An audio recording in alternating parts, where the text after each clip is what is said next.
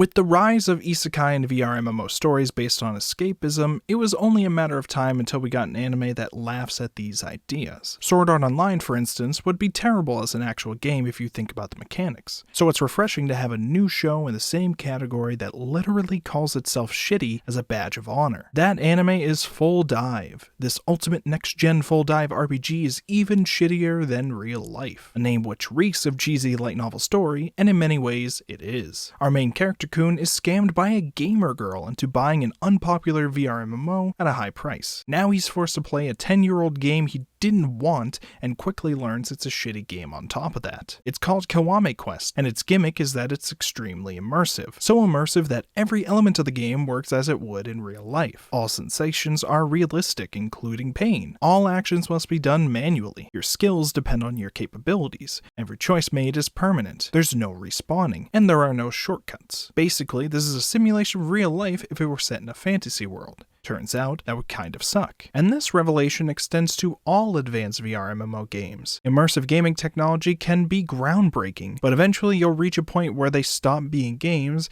and instead become a boring second life to maintain. Or they're riddled with common annoyances of real life that you were trying to escape from in the first place. Like when the developers decide to go out of their way to use next-gen neuroscience to simulate feeling awful after sleeping. Why would you do this? Who would want this? Who asked for this? These are the questions behind Kiwame Quest. The fact that the game is shitty is a joke that the show loves to use several times an episode to an annoying degree. But similar to how our protagonist can't stop playing Kiwame Quest, I can't stop watching Full Dive. Because past the surface level jokes about how bad the game is, you have situational comedy which builds up in an interesting way. When our hero logs on to Kiwame Quest for the first time, he ends up ruining his playthrough of the game immediately. Thrown into this open world without any context, he naturally sees it as a regular role-playing game and disregards the NPCs claiming to be his longtime friends. He treats them as the fictional entities they are, and as a result accidentally kills one and makes a psychopathic assassin out of the other, instantly becoming a wanted man on the run without any items or equipment. As a result, he massively struggles just to leave the starter town. Luckily though, the stakes aren't high here. If you die in the game, you don't die, but your console breaks along with your copy of the game. This isn't something the game warns you about though, so many players had rightly tried to sue the company behind it. Although nothing stops you from just logging out of the game and deciding not to play it anymore, you can at any point move on to protect your console, but that wouldn't make much of a story. And our hero has some personal problems to overcome himself, namely his tendency to give up on things too easily and escape into something else, which he also eventually gives up on. All it took was one track race failure to quit and escape into VR games. Although to be fair, it was a traumatically embarrassing moment, so it's hard to entirely blame him. But as things stand, he's doomed to ruin his future unless he finds a way to overcome this escapism mindset. Nearly all players had abandoned Kiwame Quest by the start of our story here, but there's still a middle-aged loner in the town that plays because he has nothing else to do.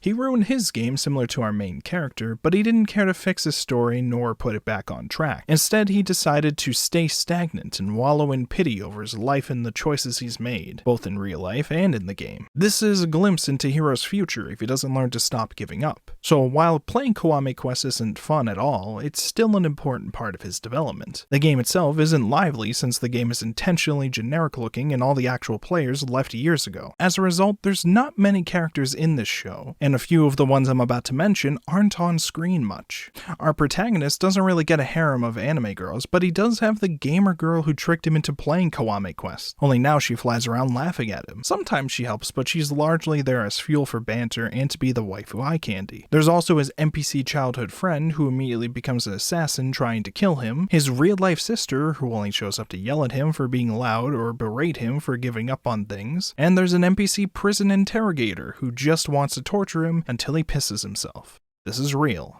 It's a critical plot point. Oh, and don't forget the NPC friend he killed at the very beginning. He sticks around as a ghost, occasionally haunting the protagonist until he can say the heartfelt words from their childhood, which of course Hiro wouldn't know since he was dropped into the story without context. To help with weird scenarios like that, they sometimes turn to an in-depth walkthrough by an ex-player, one of the only players to ever beat the game, and apparently they did it several times in order to outline many paths. The main problem with the guys is it constantly berates the reader to the point where many and it can't handle it. Also, the guide is just vague hints and doesn't do much but frame how screwed you are by the choices you've made. But even though the guide is kind of useless, these scenes are still pretty fun. Now, as like most VR MMO anime, the game itself doesn't make sense. It both claims to be an online game, but also has you follow a set story. Sure, you can deviate down many paths in the story, but technically another player can interfere at any point. The existence of other players while trying to keep you on the game's path causes a number of issues. Like when you log out and come back later, the game doesn't progress at all. Time is allegedly frozen while you're logged out. So how can you ever have this be online? Luckily, we don't have to think about the logical problems of the game's mechanics. Firstly, because the show conveniently says everyone already abandoned the game years ago, so there's not many times where it's noticed. Secondly, because this is just a goofy comedy where the only risk involves the breaking of a console, so the viewer doesn't care. And lastly, because it's meant to laugh at VR MMO stories, so the creator doesn't have to care either. See, Full Dive is about mocking escapism. It's saying maybe these fantasy worlds would be pretty awful to live in without some dumb isekai or video game buff. It'd probably be shittier than your real life, and that running away from reality won't help you much. It can be a good temporary break, but you shouldn't cling to it forever. Stop running away when things get hard, just do your best and have fun, and if you fail, remember it's not the end of the world. These are nice messages, even if it's hidden in this generic light novel cliche. So if you're looking for something chill, then Full Dive might be the show for you. It doesn't become anything special, but it's got some good comedy, and it keeps you interested in the quasi-mystery of this abandonware. Kiwami Quest might be a shitty game, but it makes for a funny story. Anyways, that's all for this review. Leave a comment, subscribe, do the bell things, talk to me on Twitter, come hang out on Discord, you know the whole deal.